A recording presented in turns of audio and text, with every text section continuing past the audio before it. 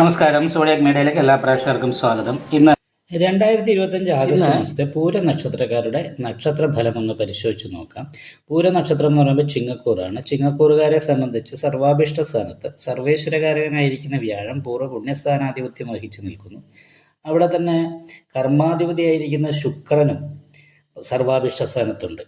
അപ്പോൾ ഗുരുശുക്ര യോഗം വന്നത് കാരണം കൊണ്ട് തന്നെ കർമ്മസംബന്ധമായിട്ട് തൊഴിലിൽ നല്ല അഭിവൃദ്ധിയും ഉയർച്ചയ്ക്കും ചെയ്യുന്ന പ്രവൃത്തിക്ക് തക്കതായിരിക്കുന്ന സാമ്പത്തിക നേട്ടം അനുഭവിക്കാനും യോഗമുണ്ട്.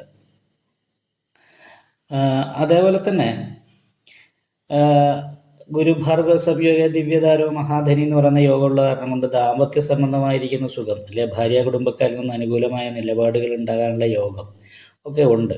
എങ്കിൽ പോലും ദ്വിദ്വാദശ യോഗമാണ്. 2ാം ഭാവാധിപതി 12ാം ഭാവത്തിൽ നിൽക്കുന്നതുകൊണ്ട് ധനം നഷ്ടപ്പെട്ടു പോവുക.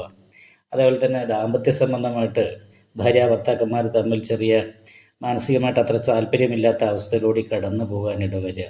ഇങ്ങനെയുള്ള കാര്യങ്ങൾക്ക് യോഗമാണ്. അതായത് പരസ്പരം മാനസിക ചേർച്ചയില്ലാത്ത ഭാര്യ ഭർത്താക്കന്മാർ തമ്മിലുള്ള ബന്ധത്തിൽ ഉലച്ചിൽ തട്ടാനായിട്ടും അത് കുറച്ചും കൂടി അവർ തമ്മിലുള്ള അകൽച്ച വർദ്ധിക്കാനും യോഗമുള്ള ഒരു മാസമാണ്. കാരണം 7ാം ഭാവാധിപതിയായിരിക്കുന്ന ശനി അഷ്ടമത്തിൽ നിൽക്കുന്നു.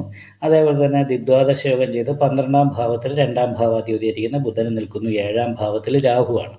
അപ്പോൾ അതൊക്കെ കാരണം കൊണ്ട് തന്നെ ദാമ്പത്യ സംബന്ധമായിട്ട് അത്ര അനുകൂലാവസ്ഥ പറഞ്ഞുകൂടാ. എന്നാൽ കർമ്മസംബന്ധമായിട്ട് അനുകൂലമായിരിക്കുന്ന അവസ്ഥ തന്നെയാണ്. ദൈവാധീനമുള്ളത് കാരണം വലിയ തടസ്സങ്ങളില്ലാതെ അനുകൂലമായ ഗുണഫലങ്ങൾ ഉണ്ടാകും. പുത്രസംബന്ധമായിട്ടുള്ള ഗുണഫലങ്ങൾ അനുഭവിക്കാനായിട്ട് യോഗമുള്ള മാസമാണ്.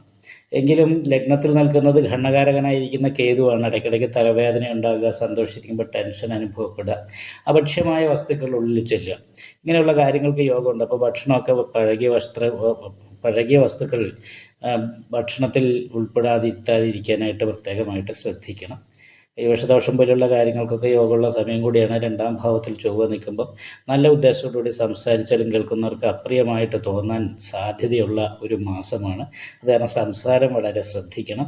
ചില സമയത്ത് സാമ്പത്തിക ഞെരുക്കവും നല്ല രീതിയിൽ ഉണ്ടാകാൻ സാധ്യതയുണ്ട്. കാരണം എന്താ വെച്ചിട്ടുണ്ടെങ്കിൽ ഈ ഭാഗ്യാധിപതിയാണ് ചൊവ്വ എങ്കിൽ പോലും ശനിയുടെ ദൃഷ്ടിയിലാണ് നിൽക്കുന്നത്.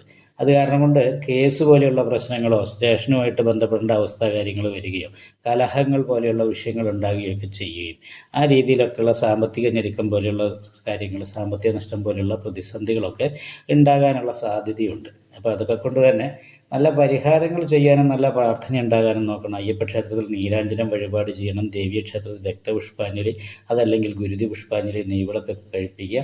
നാഗപൂജ ചെയ്യുക. ഇവ വലിയ തടസ്സങ്ങളും കാര്യങ്ങളും ഇല്ലാതെ ഈ മാസം മുന്നോട്ട് പോകാനായിട്ട് നന്നായിട്ട് പ്രാർത്ഥിക്കുക. നിങ്ങൾക്ക് ഈ വീഡിയോ ഇഷ്ടപ്പെട്ടാൽ ലൈക്ക് ചെയ്യുക. നിങ്ങളുടെ അഭിപ്രായങ്ങൾ കമൻറ്റ് ചെയ്യാം.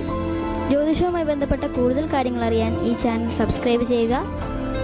ഞങ്ങളുടെ ഓൺലൈൻ കൺസൾട്ടൻസി നമ്പർ താഴെ ഡിസ്ക്രിപ്ഷൻ ബോക്സിൽ കൊടുത്തിട്ടുണ്ട്. ആവശ്യമുള്ളവർക്ക് കോൺടാക്റ്റ് ചെയ്യാവുന്നതാണ്.